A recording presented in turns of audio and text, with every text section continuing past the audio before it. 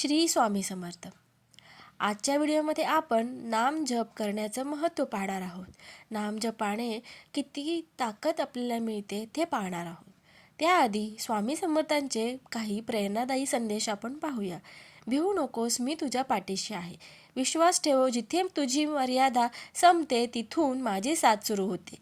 चिंता करू नका, स्वामी आपल्याला तेच देतात जे आपल्यासाठी योग्य असते, ते नाही जे आपल्याला योग्य वाटते. अशक्य ही शक्य करतील स्वामी. स्वामी सांगतात, मी सदैव तुमच्यासोबत आहे. कधीही कोणासमोर रडू नका, कारण तुमचे रडणे थांबवण्यासाठी मी समर्थ आहे. श्री स्वामी समर्थ. संध्याकाळी नामजप का करावा? संध्याकाळ ही दिवसातील पवित्र वेळ मानली जाते.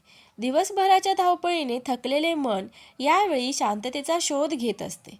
अशा वेळी श्री स्वामी समर्थ या पवित्र नामाचा जप केल्यास मन, बुद्धी आणि आत्मा तिन्ही शांत होतात. संध्याकाळी दिवा लावून 2 क्षण डोळे बंद करून श्रद्धेने श्री स्वामी समर्थ असे नामस्मरण करा. हा जप तुमच्या मनातील नकारात्मक विचार दूर करतो आणि चिंता कमी करतो आणि अंतःकरणात सकारात्मक ऊर्जा भरतो.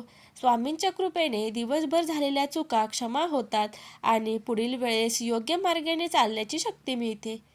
नियमित संध्याकाळी नामजप केल्याने घरात शांतता नांदते, मन प्रसन्न राहते आणि संकटापासून संरक्षण मिळते, अशी भक्तांची श्रद्धा आहे.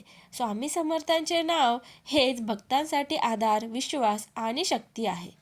दररोज संध्याकाळी काही मिनिटे श्री स्वामी समर्थ नामजपासाठी द्या. स्वामींची कृपा तुमच्या जीवनात सुख, समाधान आणि धैर्य नक्कीच आणेल. श्री स्वामी समर्थ. या व्यतिरिक्त आपण स्वामींचे नामजप कधी कधी करावे ते पाहूया. आंघोळ करताना जर तुम्ही महाराजांचे नाव घेतले तर ते तीर्थस्नान बनतं. जेवताना महाराजांचे नाव घेतले तर ते प्रसाद बनतं. चालताना महाराजांचे नाव घेतले तर ती तीर्थयात्रा ठरते.